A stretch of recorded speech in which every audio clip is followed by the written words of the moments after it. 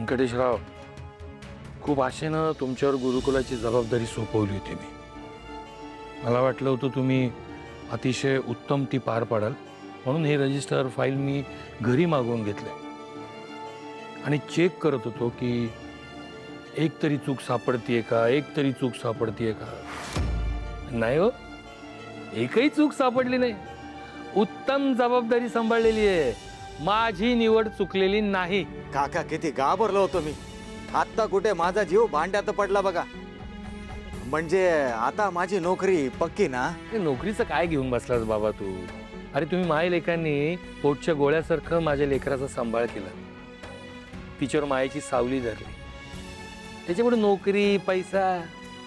काका खरं तर तुमचे खूप उपकार असतात बघा. व्यंकटेश, हे बाबा तू ना आता ते हे उपकाराचं जरा राहू द्या बाजूला.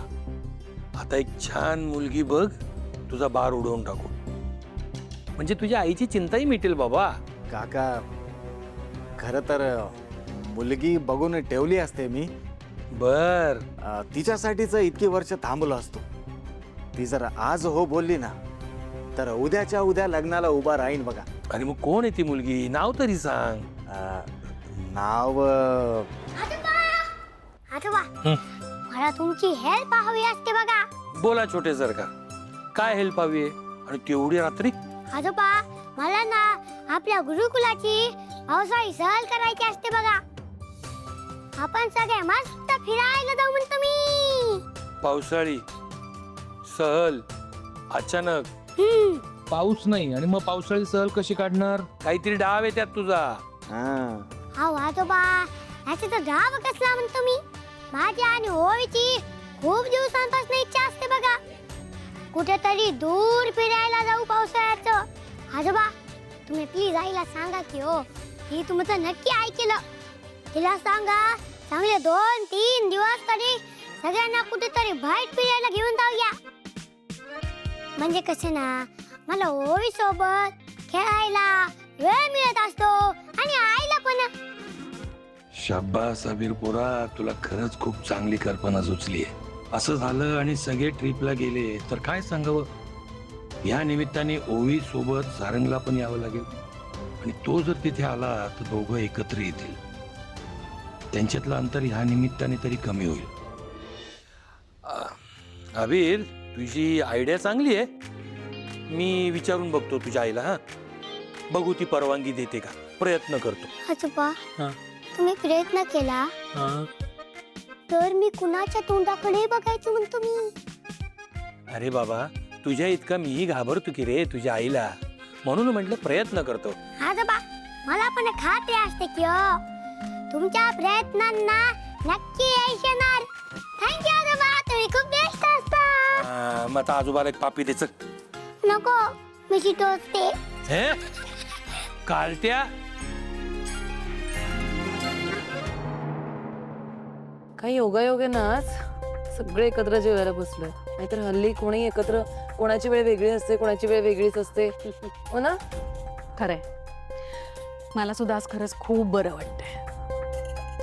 अमृताताई, तुम्ही पण बसा ना आमच्या सोबत जेवायला. नाही नको, तुम्ही जेवा, मी नंतर जेवेन. बस, बरोबर बोलते ती. किती दिवसानंतर योग आला असा.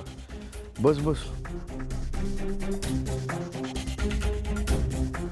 आई, मला विचारायचं होतं, त्या सावलीला हे घर सोडून किती वर्ष झाली असतील हो अंदाजे?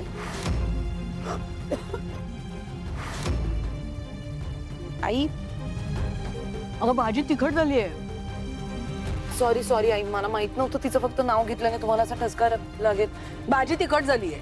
हो हो, पण आई, ती उद्या अचानक तुमच्या समोर आली तर तुम्ही काय कराल?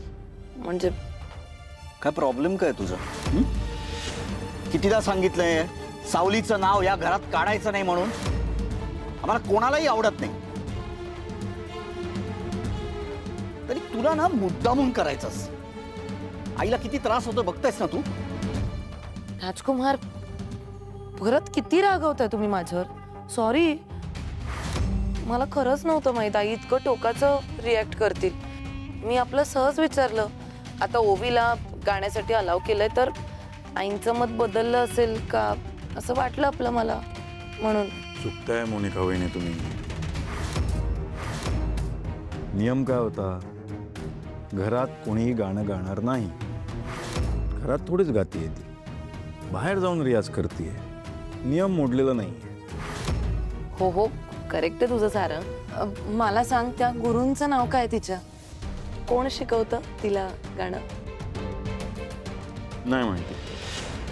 गुरुकुलमध्ये जाते ती. तिकडे कोण शिकवायला आहेत नाही माहिती. पुढच्या वेळेला विचारून सांगतो. अरे नाही नाही, असू देत, कशाला. नाही, तुझं करेक्टच आहे. तू इतका कामात बिझी असतोस, तुला कुठे वेळ मिळणार आहे गुरुकुलाच्या आत जाऊन ते टीचरला वगैरे भेटायला? नाही नाही, असू दे. अमृताताई, तुम्हाला तर माहित असेल ना, म्हणजे कोण गुरु आहेत, कोण शिकवतं वगैरे? मला कारण आधी तर तुम्हीच जायचा ओवीला घेऊन त्या क्लासला.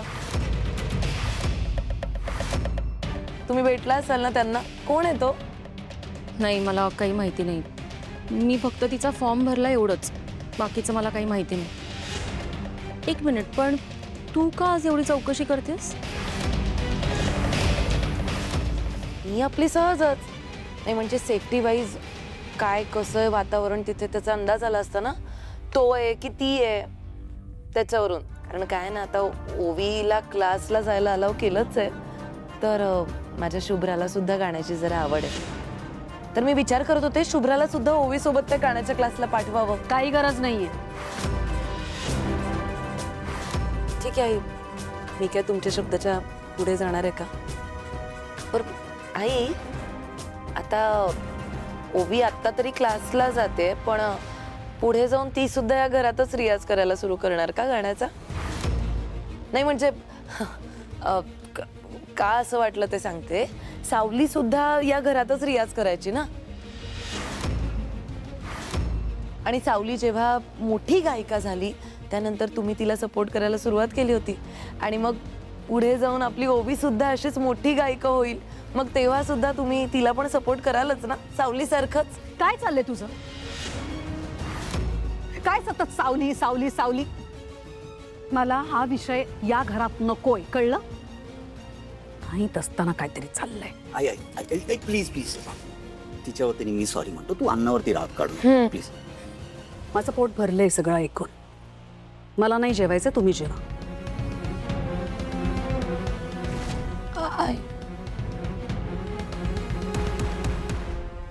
ही म्हातारी आता ज्या पद्धतीने रिॲक्ट झाली आहे त्यावरून एक गोष्ट तर नक्की, की ही नक्कीच सावलीला कुठेतरी भेटली आहे. काहीतरी लपवती तिलोत्तमा मेंदळे. काय गरज काय होती ग सावली सावली सावली सारखा विषय काढायची? नाही, तू काय करतेस मला कळतंय, पण तुला हे कळत नाहीये या घरात हा विषय बंद आहे.